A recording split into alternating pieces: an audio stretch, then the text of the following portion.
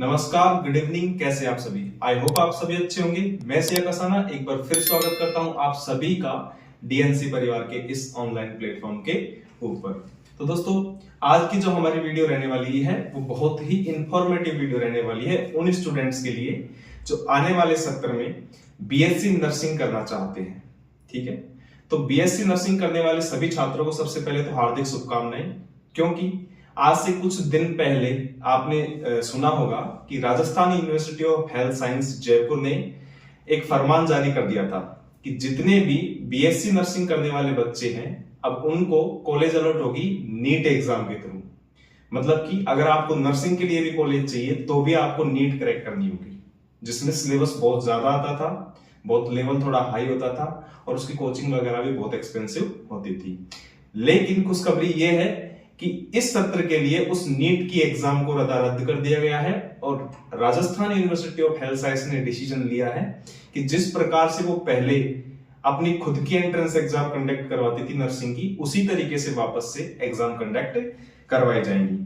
तो ये वीडियो उन बच्चों के लिए है जो अभी 12th में है या फिर 12th पास आउट कर चुके हैं और बीएससी नर्सिंग में अपना करियर बनाना चाहते हैं। तो सबसे पहले मैं आपको कुछ इंफॉर्मेशन देता हूं इस कोर्स से रिलेटेड कि आखिर ये डिग्री है क्या। देखिए, बेरोजगारी के इस जमाने में बीएससी नर्सिंग से बढ़िया ऑप्शन बच्चों के पास और कुछ नहीं है। इसमें अगर आपकी गवर्नमेंट जॉब नहीं लगती है तो प्राइवेट सेक्टर में भी इसका काफी अच्छा स्कोप रहता है। चाहे आप एज ए नर्सिंग ट्यूटर काम करो या फिर एज ए स्टाफ नर्स काम करो, बहुत स्कोप रहता है। तो ये जो बीएससी नर्सिंग है ये बेसिकली 4 साल की आपकी डिग्री होती है जो अलग अलग स्टेट में अलग अलग यूनिवर्सिटीज द्वारा कंडक्ट करवाई जाती है। इसी प्रकार राजस्थान में RUHS मतलब Rajasthan university of health science इस डिग्री को कंडक्ट करवाती है। इसके अंडर राजस्थान में बहुत सारी कॉलेजेस हैं जो रजिस्टर्ड हैं जो बीएससी नर्सिंग का कोर्स करवाती है, जिसमें 39 के अराउंड आपकी गवर्नमेंट कॉलेजेस हैं और बाकी प्राइवेट कॉलेजेस हैं। ठीक है, तो बीएससी नर्सिंग में एडमिशन के लिए आपकी एलिजिबिलिटी क्या होनी चाहिए?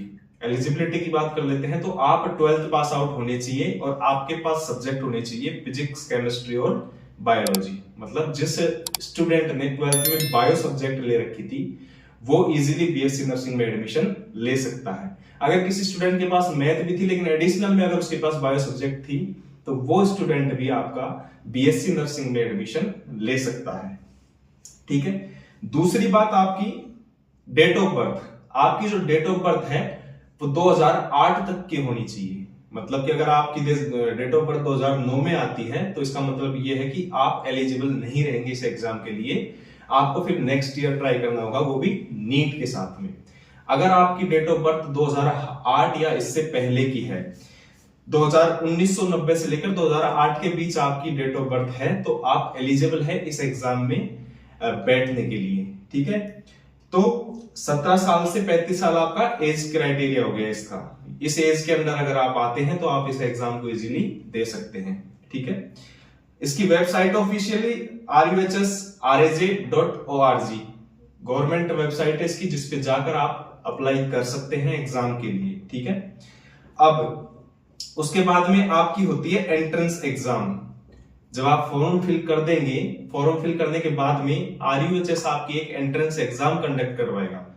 उस एग्जाम के अंदर सिलेबस क्या रहने वाला है? उस एग्जाम के अंदर अदर स्टेट में देखो क्या होता है कि आपके 11th और 12th दोनों के एनसीईआरटी सिलेबस आता है। एनसीईआरटी या फिर जो भी कोर्स उनका आपका 11th या 12th में चल रहा है वो कंप्लीट सिलेबस आपका एंट्रेंस एग्जाम के अंदर देता है। लेकिन राजस्थान स्टेट के अंदर ये बेनिफिट है सबसे अच्छा कि यहाँ पर सिर्फ 12th क्लास का जो सिलेबस है वही आपके एंट्रेंस एग्जाम के अंदर आता है। मतलब कि अदर स्टेट की तुलना में 50% आपको कम पढ़ना पड़ेगा। 11th का यहाँ पर सब्जेक्ट नहीं आता है।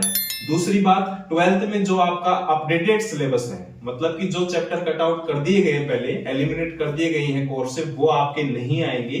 सिर्फ करंट सिचुएशन में जो चैप्टर चलते हैं आपके, वही चैप्टर आपके एनसीईआरटी के एंट्रेंस एग्जाम के अंदर आने वाले हैं।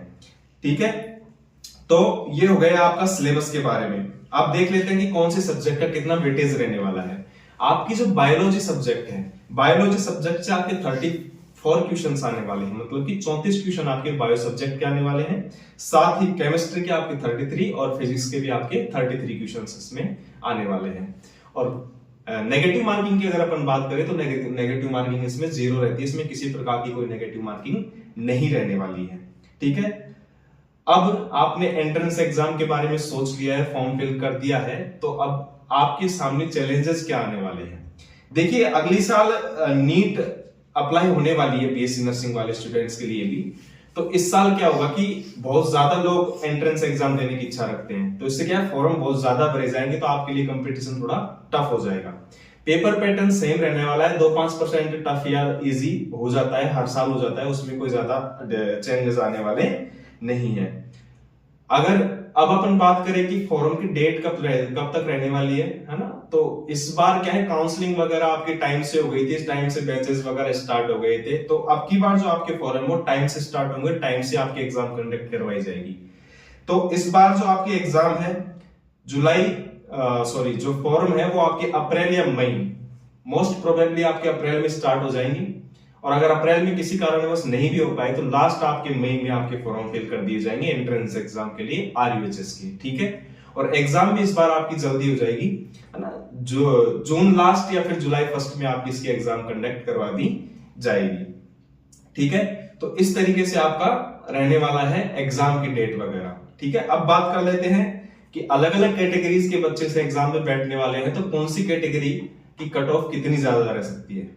अपन इसको 2 कैटेगरीज में डिवाइड करके देखते हैं। एक तो जो टॉप कॉलेजेस जिसमें आती है, जैसे कि राजस्थान के एसएमएस कॉलेज पूरे राजस्थान की नंबर 1 कॉलेज है ना, तो ऐसे टॉप कैटेगरीज में गवर्नमेंट कॉलेज भी आती है, और ऐसे मीडियम कैटेगरी के अंदर भी गवर्नमेंट कॉलेज आती है। कॉलेज दोनों ही अच्छी होती है। तो पहली बात करते हैं अपन मीडियम कैटेगरी की कॉलेजेस की, इनकी कट ऑफ आपकी क्या रहने वाली है। अगर आप जनरल कैटेगरी से आते हैं, फर्स्ट चीज, अगर आप जनरल कैटेगरी से आते हैं या फिर आप अदर स्टेट से आते हैं, तो दोनों को आपको जनरल कैटेगरी के अंदर कंसीडर किया जाएगा। और जनरल कैटेगरी की या फिर अदर स्टेट से जो बच्चे आते हैं उनके लिए कट ऑफ रहने वाली है 74 to 76, 74 से 76 के बीच में आपकी मीडियम लेवल के जो कॉलेज है उसके लिए कट ऑफ जाने वाली है। अगर आपकी कैटेगरी ओबीसी है तो आपकी 73 to 74, 73 से 74 के करीब आपकी कट ऑफ रहने वाली है। अगर आप ईडब्ल्यूएस से आते हैं तो 70 से 71 तक आपकी कट ऑफ रहने वाली है। और अगर आप एमबीसी से आते हैं तो 67 से 68, मतलब 67 से 68 के करीब आपकी कट ऑफ जाने वाली है।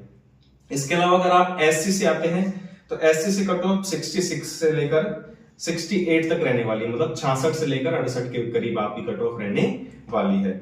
उसके अलावा अगर आप एसटी से आते हैं तो एसटी वालों के लिए 60 से 62 के करीब आपकी कट ऑफ रहने वाली है। इसमें आप +2 या 3 या -2 या 3 कर लेना, क्योंकि एग्जैक्ट कट ऑफ किसी को पता नहीं होती, लेकिन अप्रोक्सीमेटली इतनी ही जाती है। अब देखते हैं कि जो टॉप मोस्ट कॉलेज होती है ना, जैसे कि एसएमएस कॉलेज, ऐसी टॉप कॉलेजेस की जो आपकी कट ऑफ है वो कितनी जा सकती है। तो टॉप कॉलेज की अगर हम बात करें, जैसे एसएमएस कॉलेज हो गई और भी बहुत सारी कॉलेज है, बड़ी बड़ी कॉलेजेस, तो उनमें cut off approximately general category के बच्चों के लिए या फिर अदर स्टेट से जो बच्चे आते हैं उनके लिए 90 या 92 तक रहने वाली है। उसके अलावा ओबीसी वाले बच्चों के लिए 89 to 90, 89 से 90 के करीब कट ऑफ रहने वाली है।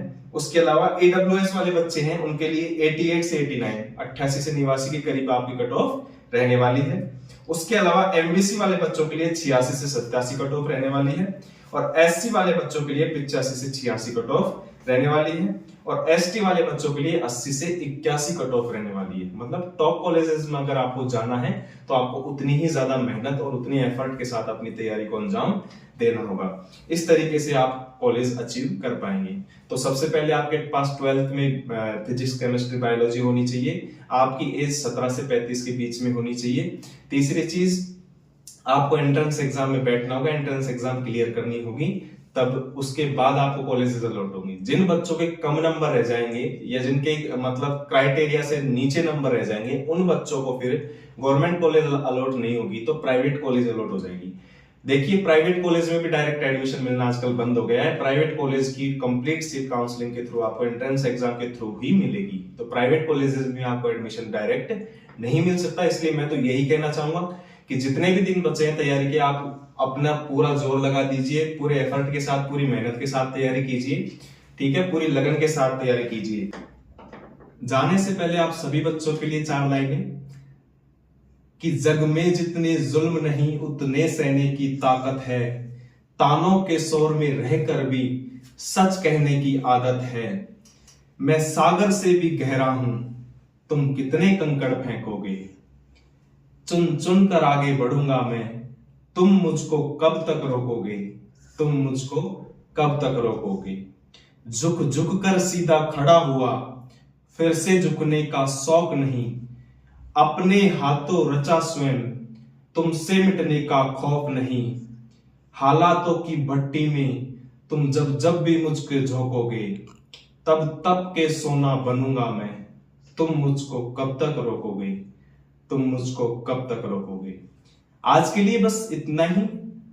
जल्द मुलाकात होगी किसी नए वीडियो में किसी नए टॉपिक के साथ में। तब तक के लिए हंसते रहिए, मुस्कुराते रहिए। जय हिंद, जय भारत।